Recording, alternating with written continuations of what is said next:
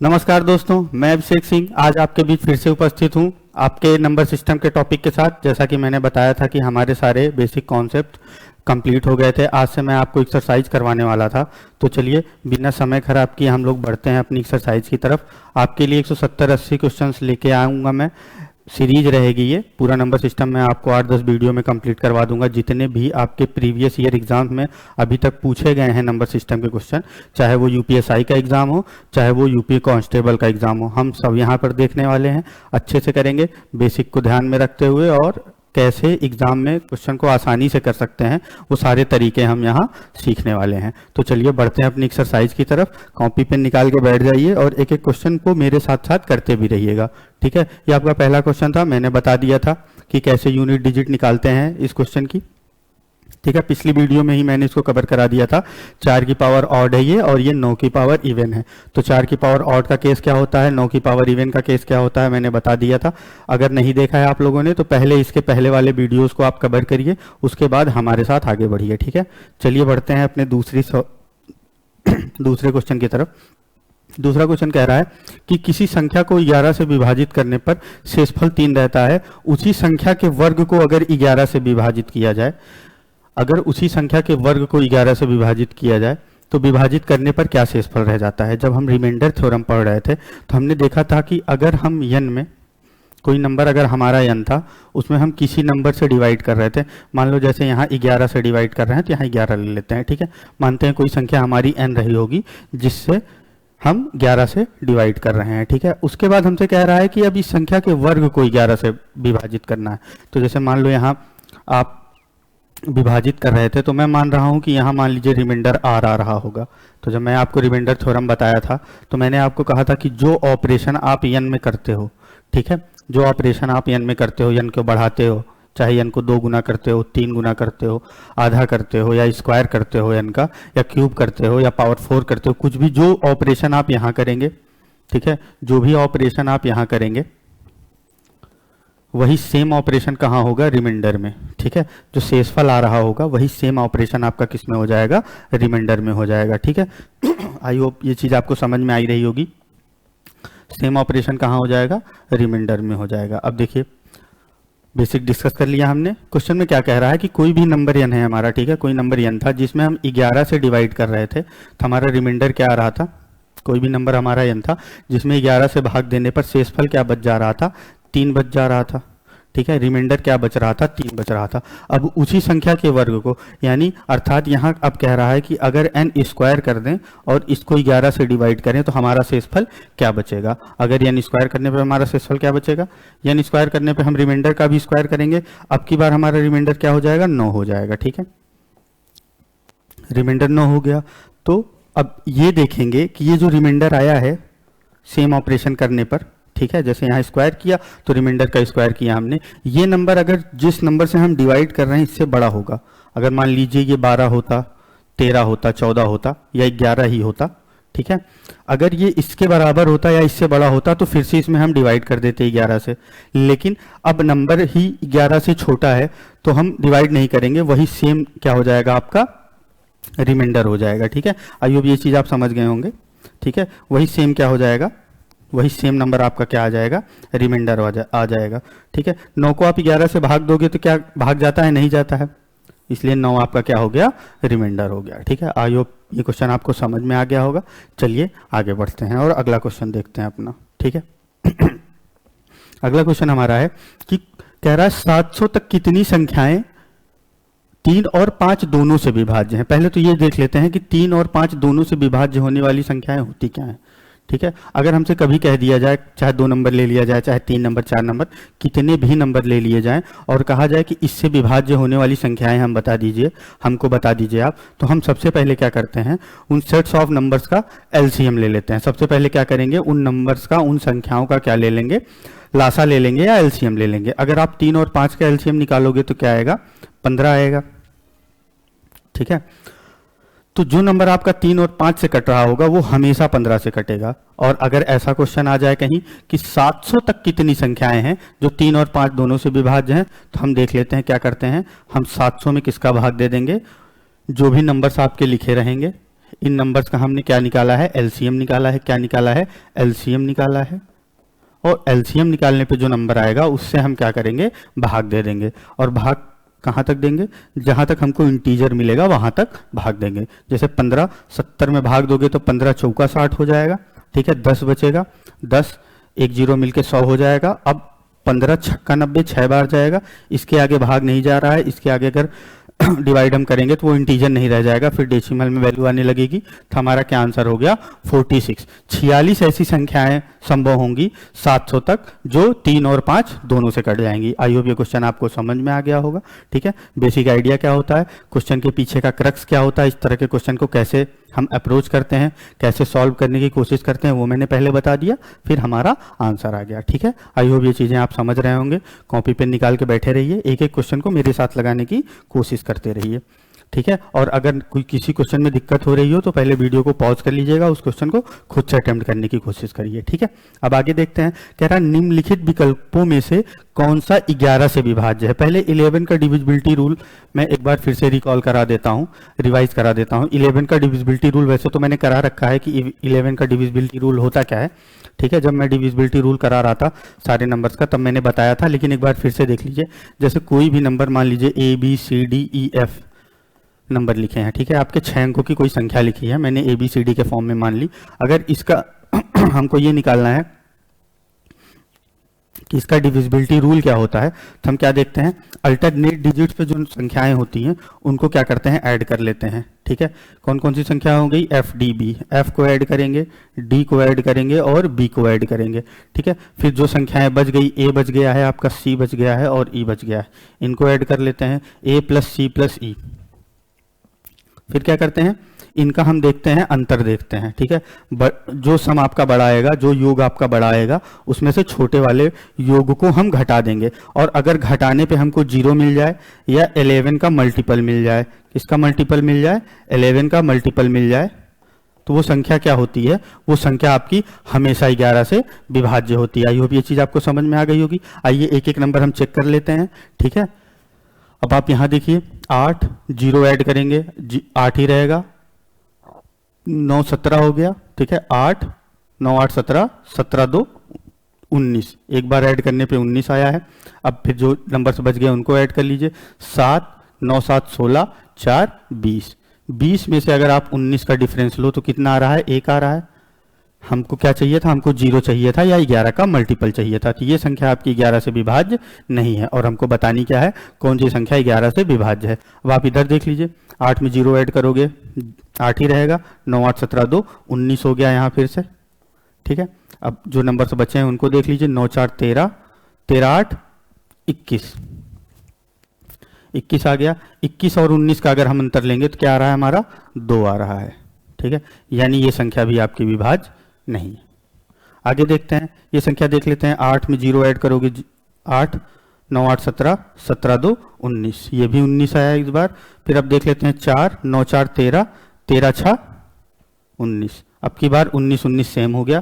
अब इसका अंतर लेंगे तो हमारा क्या आ जाएगा, 0 आ जाएगा, ठीक है। 19 में से 19 घटा देंगे 0 आ जाएगा। तो ये संख्या हमारी क्या होगी, 11 से विभाज्य हो जाएगी। ऐसे करके चेक कर लेते हैं। 11 का डिविजिबिलिटी रूल मैंने आपको बता दिया, कैसे चेक करते हैं वो बता दिया, ठीक है। हमारा आंसर आ गया। कभी कभी चेक करोगे पहला ही नंबर मिल जाएगा तो हमको इतनी कैलकुलेशन करने की जरूरत नहीं पड़ेगी, ठीक है। आई होप आपको ये आना चाहिए कि कैसे क्वेश्चन को करते हैं। ये नहीं मैटर करता कि आप पहले कौन सा ऑप्शन उठा रहे हो। अगर आपको पहले आपने सी उठाया था तो वेल एंड गुड, आपका एक बार में ही आंसर आ जाता, ठीक है। तो परेशान नहीं होना है, तरीका आपको मालूम होना चाहिए। जल्दी करना हम प्रैक्टिस के माध्यम से और जल्दी कर सकते हैं इन सब चीजों को, ठीक है। चलिए आगे बढ़ते हैं और अगला क्वेश्चन देखते हैं। अगला क्वेश्चन क्या कह रहा है, अब कह रहा है देखिए, यदि कोई संख्या लिख दी गई है, ये 11 से विभाज्य है और ये किसके फॉर्म में लिखी है, n 5 9 2 1 हमको दिया गया है, n की वैल्यू हमको नहीं पता है।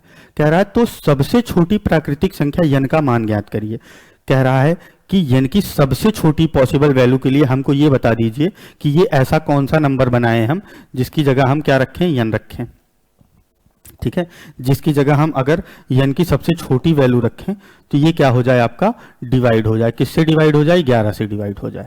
अब हमको देखना है पहले 11 का डिविजिबिलिटी रूल अभी देख के आ रहे हैं हम। पहले ये नंबर लिख लेते हैं, n लिख लिया हमने, n 5 9 2 और 1 है।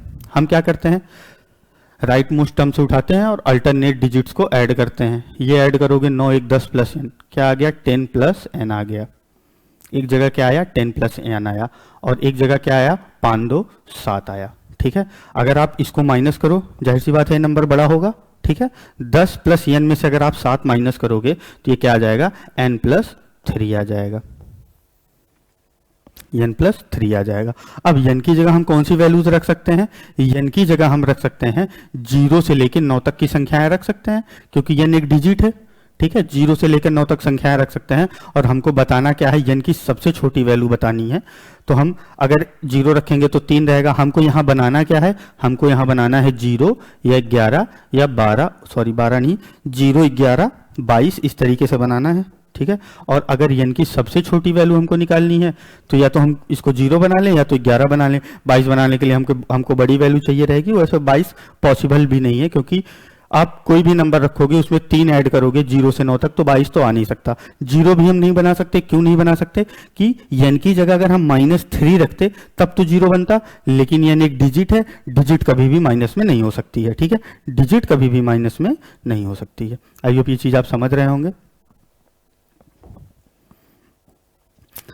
इसको 11 बनाना है तो आप अगर ध्यान से देखो तो n की वैल्यू को अगर हम 8 रख दें, क्योंकि 8 के पहले की जितनी भी वैल्यू रखेंगे, 7 रखेंगे तो ये 10 होगा, 6 रखेंगे तो ये 9 होगा। हमको चाहिए क्या 11 चाहिए, तो n की सबसे छोटी पॉसिबल वैल्यू क्या हो जाएगी 8 हो जाएगी, ऑप्शन डी। आई होप ये चीज आपको समझ में आ गई होगी। चलिए आगे बढ़ते हैं और अगला क्वेश्चन देखते हैं। जो भी क्वेश्चन नहीं समझ में आ रहा है ना, उसको पहले आप वीडियो को पॉज करिए, एक बार खुद से ट्राई करिए, उसके बाद एक्सप्लेनेशन देखिए। ठीक है, ये बेस्ट तरीका है। या अगर आपको क्वेश्चन समझ में आ गया मेरे समझाने पे, तो पहले क्या काम करिए, वीडियो को पॉज कर लीजिए, आप एक बार खुद से उसको ट्राई कर लीजिए। ठीक है, बहुत ज़्यादा बड़ी वीडियो भी नहीं बनाने का मेरा उद्देश्य है कि मैं 1 घंटे की वीडियोस करा रहा हूँ। मेरा उद्देश्य ये रहेगा 170-80 क्वेश्चन है, 20 क्वेश्चन 22 क्वेश्चन लेके 8-9 वीडियो में आपका नंबर सिस्टम कंप्लीट हो जाए, ताकि आपको रिवाइज करने का भी मौका मिलते रहे। ठीक है, तो परेशान नहीं होना है, हमारे साथ आगे बढ़ना है धीरे धीरे। अब ये देखिए, एक क्वेश्चन आया है, क्या पूछ रहा है कि 23 की पावर 32 लिखा है। क्या लिखा है 23 की पावर 32। 23 की पावर क्या लिखा है 32 लिखा है, और हमको बताना है इसको अगर 529 से विभाजित किया जाता है। किससे विभाजित किया जाता है 529 से विभाजित करने पर शेषफल ज्ञात कीजिए। ऐसे क्वेश्चन आते हैं तो सबसे इंपॉर्टेंट क्या होता है पता है, आपको स्क्वायर पता होना चाहिए, आपको क्यूब पता होना चाहिए। अगर स्क्वायर और क्यूब आपको पता है, और कहाँ तक पता होना चाहिए, स्क्वायर मिनिमम 30 नंबर तक, 1 से 30 तक आपको सारे नंबर्स का स्क्वायर, और 1 से 30 नंबर तक 30 नहीं कर पा रहे हो आप तो इसको 20 कर लो क्यूब को। ठीक है, लेकिन इतना तो आपको मिनिमम पता ही होना चाहिए। जब तक इतना नहीं पता है ना, तो ऐसे क्वेश्चन आपको देखने में तो आसान लग सकते हैं, ठीक है, लेकिन ये इतने ज़्यादा आसान है। अगर ये आपको पता है, देखने में मुश्किल लग रहे होंगे ना कि अब कैसे निकालेंगे 23 की पावर 32 को 529 से विभाजित कर सकते हैं कि नहीं, लेकिन अगर आपको स्क्वायर याद होता ना कि 23 का स्क्वायर 529 होता है, तो आप तुरंत बता देते इसका आंसर 0 आएगा। ठीक है, इसीलिए मैं इतना जोर दे रहा हूं कि आपको 30 तक का स्क्वायर याद होना चाहिए, और कम से कम अगर 30 तक का क्यूब नहीं याद कर पा रहे हो आप लोग, तो 20 तक का क्यूब तो याद ही होना चाहिए। अब यहां देख लो, इसको हम ऐसे लिख सकते हैं क्या, 23 की पावर 2 की पावर 32, और इसको डिवाइड किससे करना है 529 से डिवाइड करना था। 23 का स्क्वायर क्या हो जाता है 529 हो जाता है। ठीक है, 529 को 529 से भाग देना है, 529 की पावर 16 हो जाएगी ना, ये क्या हो जाएगी 16 हो जाएगी। क्यों इसको 32 नहीं लिखते हैं, इसको यहां लिखेंगे 16 लिखेंगे। ठीक है, क्या लिखेंगे 16 लिखेंगे। 529 की पावर 16 हो गया, एक कट जाएगा 529 की पावर 15 बचेगा, तो शेषफल तो कुछ आएगा नहीं जब कट गया पूरा पूरा तो। ठीक है, आई होप ये चीज़ आपको समझ में आ गई होगी। क्या जरूरी है, स्क्वायर और क्यूब याद करना बहुत जरूरी है, इस पर बहुत ज़्यादा ध्यान देने की जरूरत है आप लोगों को। अगर नहीं याद है तो आज से ही याद करना शुरू कर दीजिए, कॉपी पे नोट डाउन करते रहिए। ठीक है, शुरू में ऐसे मत करिए कि 1 से 30 तक लगातार लिख लिए। एक टारगेट बनाइए कि हम आज 10 तक याद करेंगे, कल 15 तक याद करेंगे, परसों 20 तक याद करेंगे, फिर 25, फिर 30, और डेली उसको रिवाइज करिए। रिवाइज करने में कितना टाइम लगता है भाई, 2 4 5 मिनट लगता है, इससे ज़्यादा क्या ही लगता है। तो डेली अगर आप देखते रहो, अगर आप 20-25 दिन लगातार देख लोगे ना, तो ये सब चीज़ें अपने आप याद हो जाएंगी, और देखने पर पता चल जाएगा कि 23 का पावर 2 करने पे 529 आता है, या 23 का स्क्वायर 529 होता है, या 529 का स्क्वायर रूट क्या होता है 23 होता है। ठीक है, आई होप ये चीज़ आपको समझ में आ गई होगी। चलिए आगे बढ़ते हैं और अगला क्वेश्चन देखते हैं। अगला क्वेश्चन कह रहा है एक संख्या को 645 से विभाजित करने पर 40 शेषफल रहता है। किससे विभाजित कर रहे हैं हम? 645 से विभाजित कर रहे हैं और शेषफल क्या आ जा रहा है? 40 आ जा रहा है। मान लो कोई संख्या n है और इसको हम डिवाइड किस कर रहे हैं?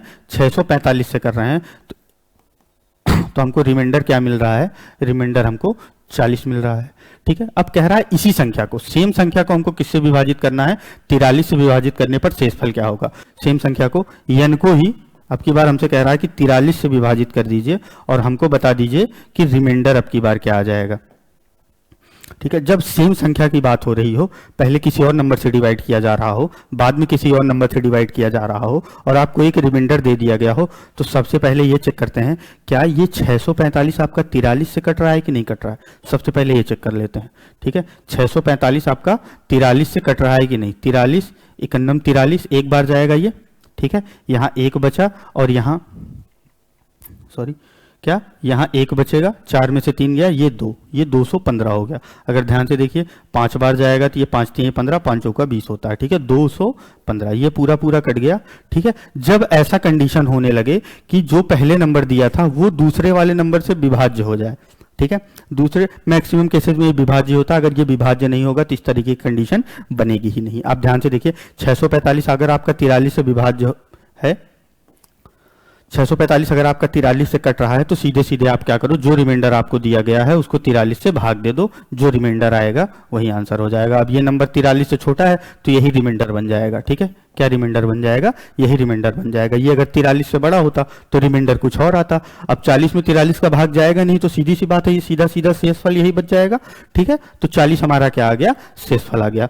मूल बात क्या थी इस क्वेश्चन का? क्रक्स क्या था? हमको क्या पता होना चाहिए इस टाइप के क्वेश्चन में कि जो जिस नंबर से आप भाग दे रहे हो, जब दूसरी बार वो नंबर आप बदल के भाग दे रहे हो उस नंबर में, तो क्या पहले वाला जो नंबर था वो बाद वाले नंबर से कट रहा है कि नहीं कट रहा है, विभाजित है कि नहीं है। अगर विभाजित है तो हम क्या करते हैं, जो रिमाइंडर होगा उसको सीधे सीधे दूसरे वाले नंबर से भाग दे देंगे। ठीक है, आई होप ये चीज आपको समझ में आ गई होगी। चलिए बढ़ते हैं अपने नेक्स्ट क्वेश्चन की तरफ। कह रहा 2 अंकों वाली संख्या के अंकों का अनुपात 4:3 है। 2 अंकों वाली संख्या है कोई, ठीक है, 2 अंकों की संख्या है और उस संख्या का अनुपात क्या है आपस में? 4:3 है। ठीक है, क्या है? 4:3 है। उसके बाद कह रहा है अगर अंकों को परस्पर बदलने पर, अंकों को परस्पर बदलने से प्राप्त संख्या मूल संख्या से 18 कम है। कितना कम है? मूल संख्या से 18 कम हो जा रही है, तो हमको नई संख्या बतानी है। ठीक है, नई संख्या बतानी है। इस तरह के क्वेश्चन को आप बाई ऑप्शन कर सकते हो। ठीक है, बाई ऑप्शन, ऑप्शन देख के कर सकते हो आप। ठीक है, अगर एग्जाम में आएगा तो आप बाई ऑप्शन देख के कर लोगे। जैसे कंडीशन सेटिस्फाई करा लेते हैं। कह रहा है कि अंकों को परस्पर बदलने से प्राप्त संख्या मूल संख्या से 18 कम है, तो नई संख्या ज्ञात करिए। नई संख्या आपको ये दिया है तो पहली वाली संख्या कितनी रही होगी? 96 रही होगी। ठीक है, बात आप समझ रहे हो? अंकों को परस्पर बदला है ना, पहली वाली संख्या क्या रही होगी? 07 रही होगी। पहली वाली संख्या क्या रही होगी? 17 रही होगी। पहली वाली संख्या क्या रही होगी?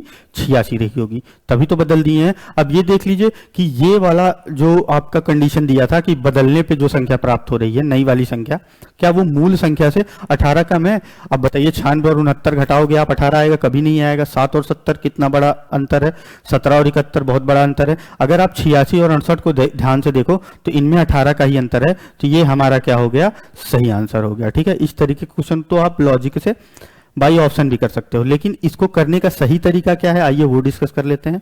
ठीक है, बाकी एग्जाम में आएगा तो आप ऑप्शन से ही कर लीजिएगा इस तरीके से, लेकिन आपको बेसिक मेथड भी पता होना चाहिए, सही तरीका भी पता होना चाहिए। तो आइए पहले सही तरीका देख लेते हैं कि बेसिक मेथड क्या होता है। अंकों का अनुपात क्या दिया गया था? 4:3 दिया गया था। मैं मानता हूं कि जब 2 अंकों की संख्या बनाते हैं, हम 2 अंकों की कोई संख्या बना रहे हैं, अगर मान लीजिए जैसे कोई 2 अंकों की संख्या लिखी है 24, 36, 42, ठीक है, 17, ठीक है, क्या लिखा है? 42 लिखा है, 36 था ये, ठीक है, 42 है। आप ध्यान से देख रहे होगे तो एक इकाई का अंक होता है और एक दहाई का अंक होता है। एक इकाई का अंक होता है, एक दहाई का अंक होता है। एक इकाई का अंक, एक दहाई का अंक, सॉरी उल्टा बोल दिया मैंने इधर। एक इकाई का अंक और एक दहाई का अंक, एक इकाई का अंक, एक दहाई का अंक। ये बताने का मतलब यह है कि अगर आप 2 अंकों की संख्या बना रहे हैं तो एक इकाई का अंक होगा और एक दहाई का अंक होगा। और कह रहा है कि वो संख्या जो है उनके अंकों का जो अनुपात है वो 4:3 में है। ठीक है, मैं मान ले रहा हूं कि हमारे पास जो इकाई का अंक होगा, इकाई का अंक जो होगा वो क्या है, x है, और जो दहाई का अंक है ना, जो दहाई का अंक है वो क्या है, y है। ठीक है, चाहे आप इकाई के अंक को x मान लो, चाहे आप दहाई के अंक को x मान लो, कोई दिक्कत नहीं, बस मान लो इकाई का अंक x था, इकाई के अंक पे x रख दिए, दहाई का अंक क्या था, y था। तो ऐसे संख्या लिखी जाएगी, लेकिन इसको लिखने का सही तरीका क्या होता है वो मैं आपको बता दे रहा हूं। लिखने का सही तरीका होता है, जैसे आप ये ध्यान दीजिए, अगर 24 लिखा है कहीं, 24 लिखा है कहीं, तो इसका क्या मतलब होता है, 2 गुणे 10 प्लस 4, यानी दहाई वाले अंक में हम हमेशा 10 से मल्टीप्लाई करते हैं और इकाई वाले अंक को ऐसे लिख लेते हैं। दहाई वाले अंक में हमेशा 10 से मल्टीप्लाई करते हैं और इकाई वाले अंक को वैसे लिख लेते हैं। तो ये हमारा क्या हो गया, नंबर हो गया। अब कह रहा है जब इसके अंकों को परस्पर बदल दिया जा रहा है, यानी जब 10x प्लस y कर दिया जा रहा है, तो ये संख्या का अंतर आपस में क्या आ जा रहा है, 18 आ जा रहा है। ठीक है, यानी अगर मूल संख्या से 18 कम हो जा रही है, यानी जो जब अंक हम बदल रहे हैं तो अंक जो हमारी संख्या है वो छोटी हो जा रही है। ठीक है, और 4:3 है। ठीक है, 4:3 है, अंकों का अनुपात क्या है, 4:3 है। आप ध्यान से देखिएगा। ठीक है, इसको हम 4/3 लिख सकते हैं क्या, अनुपात क्या है, 4:3 है। ठीक है, 4:3 है। ये आपका क्या हो गया, y हो गया, ये आपका क्या हो गया, x हो गया। ठीक है, क्यों हमने y के साथ 4 क्यों लिखा और x के साथ 3 क्यों लिखा, क्यों, क्योंकि संख्या कम हो जा रही है। जाहिर सी बात है, पहले संख्या बड़ी रही होगी, यानी उसका दहाई का अंक बड़ा रहा होगा, तभी तो बाद में, और इकाई का अंक छोटा रहा होगा, तभी तो अंकों को परस्पर बदलने पे संख्या छोटी हो जा रही है। अब 18 का में इसको लिख लेते हैं 10y प्लस x। अगर इसमें से मैं 10x प्लस y घटा दूं, घटाने पे क्या आ रहा है हमारा, 18 आ रहा है। ये हमको क्वेश्चन में दे दिया गया है। अब अगर आप 10y में से y माइनस करोगे तो ये 9y हो जाएगा। ठीक है, और ये माइनस 9x हो जाएगा। ये किसके बराबर आ जाएगा, 18 के बराबर आ जाएगा, यानी y माइनस x किसके बराबर आ गया, 2 के बराबर आ गया। 9 कॉमन लेके काट दिए। अब आप यहां से अगर ध्यान से देखो तो ये क्या है आपका, 4x is equal to 3y है। ठीक है, अब चाहे कहीं 4x बना लो, चाहे 3y बना लो। अगर मैं इधर 3 से मल्टीप्लाई करता हूं तो ये 3y माइनस 3x बराबर कितना हो जाएगा, 6 हो जाएगा। यहां से आप 3y की वैल्यू रख लो। 3y की वैल्यू क्या है, 4x है। 3y की जगह 4x रखोगे, 4x माइनस 3x कितना हो जाएगा, x। x बराबर क्या आ गया, 6 आ गया। x बराबर अगर 6 आ गया है तो आप यहां रख लो। x बराबर अगर 6 आ गया है तो आप इसमें रख दो। x बराबर 6 आएगा तो y माइनस 6 बराबर 2, यानी y बराबर हमारा क्या आ गया, 8 आ गया।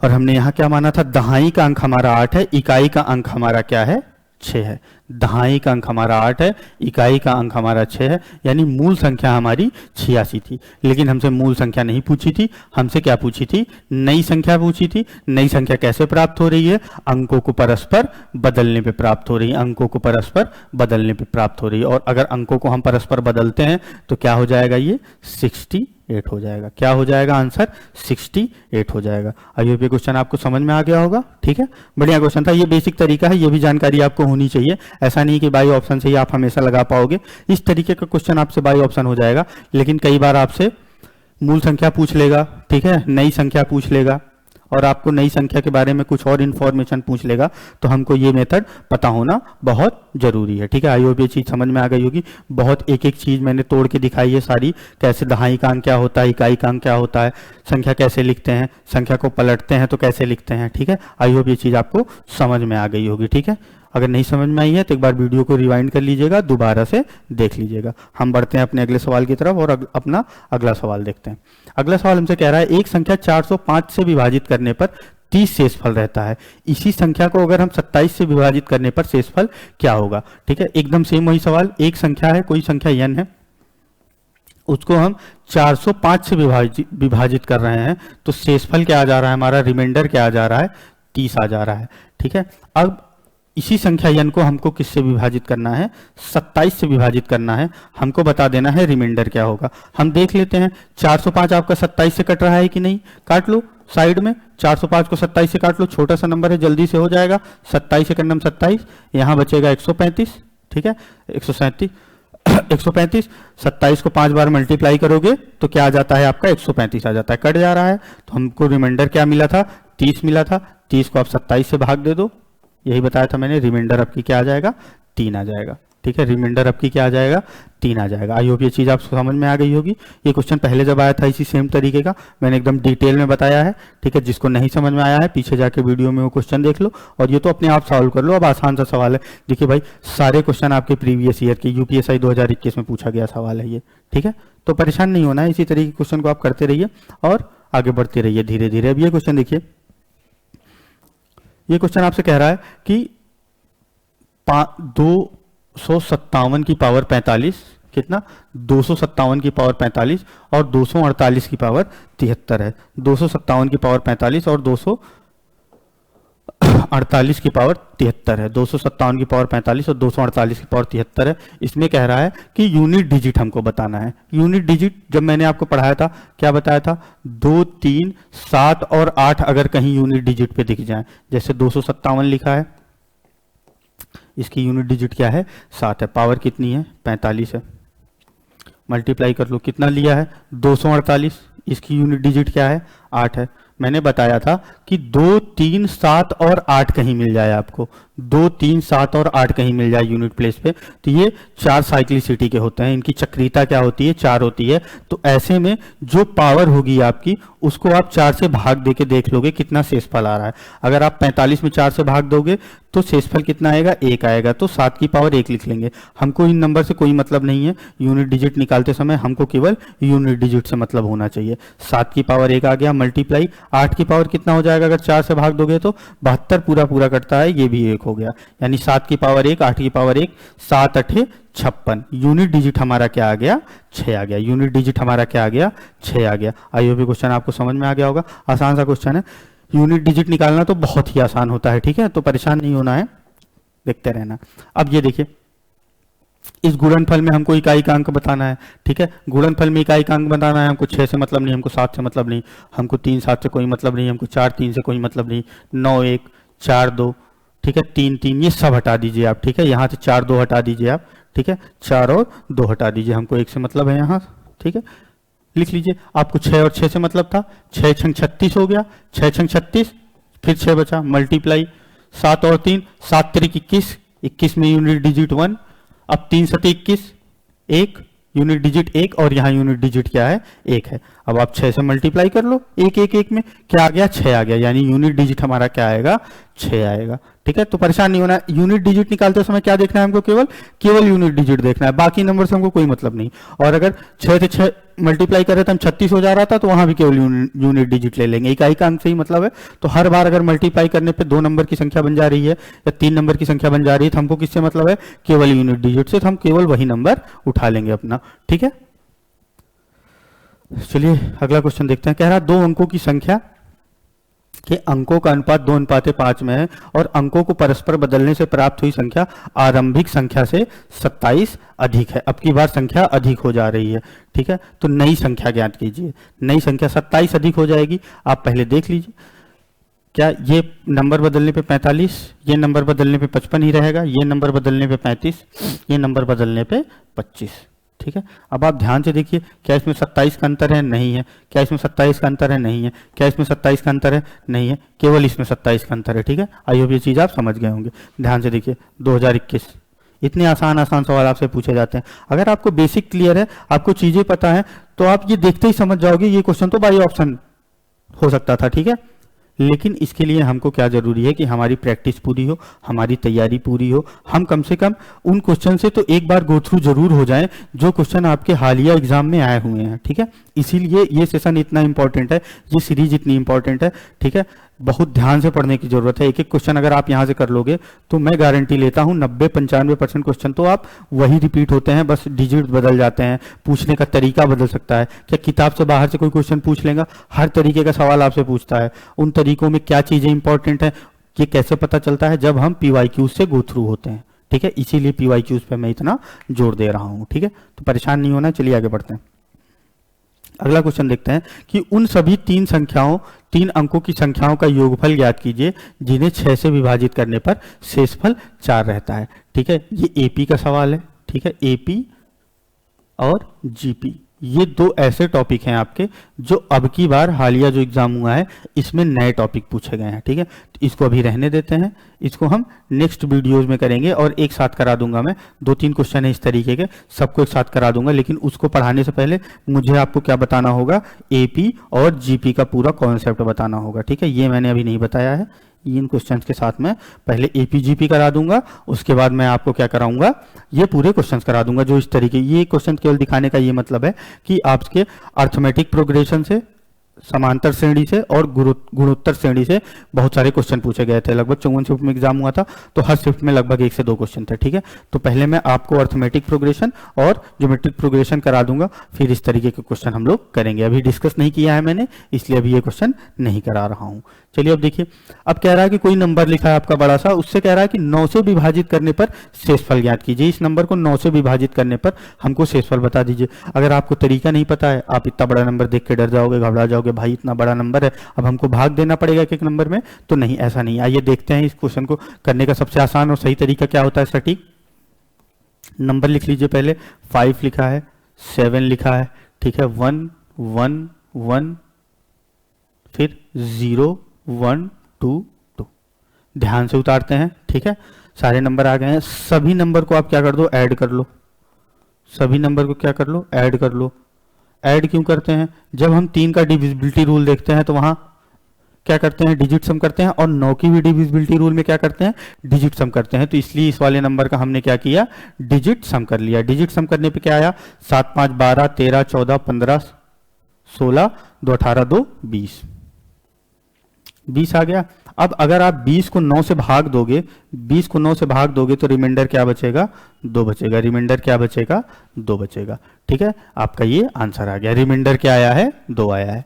आई होप आप समझ गए होंगे क्वेश्चन, ठीक है। आसान सा सवाल था। अब बस आपको पता होना चाहिए, जब 9 का डिविजिबिलिटी रूल देखेंगे या 9 आपको 9 के बारे में पूछ लिया जाएगा कि कोई नंबर लिखा है वो आपका 9 से कट रहा है कि नहीं कट रहा है, तो हम डिजिट सम करते हैं। ये पूछ ले रिमाइंडर कितना बचेगा, शेषफल कितना बचेगा, तब भी हम डिजिट सम निकाल के देख लेते हैं। जितना डिजिट सम आएगा उसको 9 से भाग दे देंगे, अगर वो नंबर आपका 9 से बड़ा है। अगर 9 से छोटा है तो वही रिमाइंडर बन जाएगा, ठीक है। आई होप ये चीज़ आपको समझ में आ गई होगी। चलिए आगे बढ़ते हैं और ये देखते हैं। अब ये देखिए, सिंपल सा सवाल, 4 की पावर 24 है। अभी मैंने कल बताया था कि 4 की पावर अगर इवन है और 4 की पावर ऑड, दोनों का केस बताया था। 4 की पावर अगर इवन है तो क्या आता है? लास्ट में इकाई का अंक 6 आता है। 4 की पावर अगर ऑड है तो इकाई का अंक क्या आता है? आपका 4 आता है। ये चीज आप समझ ही गए थे। अभी सिंपल सा सवाल था, 1624 था, क्या लिखा था? 1624 की पावर क्या लिखा है? 24 लिखा है। इकाई का अंक निकाल रहे हैं तो हमको बाकी सारे नंबर से कोई मतलब ही नहीं है। हमको नंबर, किस नंबर से मतलब होना चाहिए? केवल जो नंबर हमारा इकाई के अंक पे लिखा हो, हमको इसी नंबर से मतलब होना चाहिए। इस नंबर से मतलब होना चाहिए। नंबर क्या लिखा था? 4 लिखा था। 4 मैंने बताया है ना कि 2 3 7 और 8 अगर इकाई के अंक में मिले। एक बार फिर से रिवाइज करा दे रहा हूँ। 2 3 7 और 8 अगर इकाई के अंक में मिले तो इनकी साइक्लिसिटी 4 होती है। साइक्लिसिटी क्या होती है? 4 होती है। और 4 से क्या करते हैं? पावर को डिवाइड करते हैं। पावर को क्या करते हैं? डिवाइड करते हैं। अगर आपको 0 1 5 और 6 मिल जाए, सबसे आसान, 0 1 5 और 6 मिल जाए लास्ट में इकाई के अंक पे, तो ये बदलता ही नहीं है, ठीक है। ये नहीं बदलता है, नो चेंज होता है। कोई भी पावर आप लगा लो, कुछ भी कर लो, इनका इकाई का अंक वही आएगा। अगर लास्ट में 0 है तो 0 आ जाएगा, 1 है तो 1 आ जाएगा, 5 है तो 5 आ जाएगा, 6 है तो 6 आ जाएगा। लेकिन अगर आपको 4 और 9 का केस मिलता है, 4 और 9 का केस मिलता है, तब हम देखते हैं इवन ऑड। इवन और ऑड देखते हैं कि इनकी पावर क्या है, इवन है कि ऑड है। अगर इवन होगी तो 4 के केस में इवन पे 6 आ जाता है, 4 की केस ऑड पे 4 आ जाता है। 9 का मैंने बता ही रखा है, ठीक है। रिवाइज कर लीजिएगा एक बार, आसान सा क्वेश्चन था एकदम। अब ये देखिए, कोई 11 से विभाजित करने पर शेषफल ज्ञात कीजिए। 11 से विभाजित करना है, किसको विभाजित करना है? 23 को, 34 को, 45 को, 23 34, उसके बाद किसको? 45 को विभाजित करना है। Multiplied by 56 multiplied by 67 multiplied by 78। अब इतना बड़ा सा गुणन फल लिखा है, हमको इन सबका गुणन फल निकालना पड़ेगा, उसके बाद 11 से भाग दे। या तो एक तरीका ये हो सकता है, या तो जब मैं रिमाइंडर पढ़ा रहा था तो मैंने बताया था ना कि अगर बहुत बड़ा सा मल्टीप्लिकेशन आपको दे दिया गया है तो जरूरी नहीं है पहले आप मल्टीप्लाई करो तब आंसर निकालो, आप एक अलग अलग नंबर्स को डिवाइड कर लो, जो शेषफल आए उसको आपस में मल्टीप्लाई कर लो। अब ये देखो, यहाँ करोगे तो रिमाइंडर 1 आएगा, यहाँ भाग करोगे तो रिमाइंडर 1 आएगा। 23 है ना, 11 दूना 22, 11 3 33, 11 चौक 44, 11 5 55, 11 6 66 और 11 7 77। इस क्वेश्चन को पूछने का क्या मतलब हो सकता है? आप लॉजिक समझ रहे हो क्वेश्चन को पूछने के पीछे का लॉजिक आप समझ पा रहे हो? क्वेश्चन को पूछने के पीछे का लॉजिक ही यही है कि आपको ये चीज पता है कि नहीं, या फिर आप गुणा करने बैठ गए हो और मल्टीप्लाई ही कर रहे हो पूरे एग्जाम में। एग्जामिनर आपसे ये नहीं चाहता कि आप गुणा करो, एग्जामिनर आपसे चाहता है आपको लॉजिक आती है कि नहीं। किसी क्वेश्चन को सॉल्व करने के पीछे, किसी क्वेश्चन को पीछे पूछने के पहले कोई ना कोई लॉजिक जरूर होता है, हमको वो लॉजिक पकड़ना है। हमको अपने बेसिक्स अगर क्लियर रखने हैं तभी हम ये सब क्वेश्चन कर पाएंगे। बेसिक्स क्लियर रखने के लिए सबसे ज़्यादा जरूरी क्या होता है?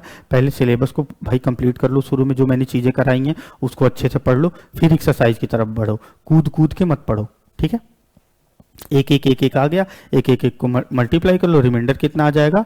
1 आ जाएगा। रिमाइंडर कितना आ जाएगा? 1 आ जाएगा, ठीक है। आई होप ये चीज़ आप समझ गए होंगे, ठीक है। चलिए, भाग के एक प्रश्न में भाजक भागफल, ये आप होमवर्क लिख लीजिए, ठीक है। क्या लिख लीजिए? होमवर्क लिख लीजिए। एक क्वेश्चन मेरी तरफ से आप होमवर्क लिख लीजिए। आज के लिए इतना ही, मिलते हैं आपको अगले टॉपिक के साथ, जिसमें आपके आगे के क्वेश्चंस को मैं कराऊंगा, ठीक है। तो परेशान नहीं होना, जितने सारे क्वेश्चंस कराए हैं इसको एक बार रिवाइज जरूर कर लीजिएगा, ठीक है। चलिए, मिलते हैं आपको अगले सेशन में, तब तक के लिए आप अच्छे से अपनी पढ़ाई लिखाई जारी रखिए। नमस्कार, जय हिंद।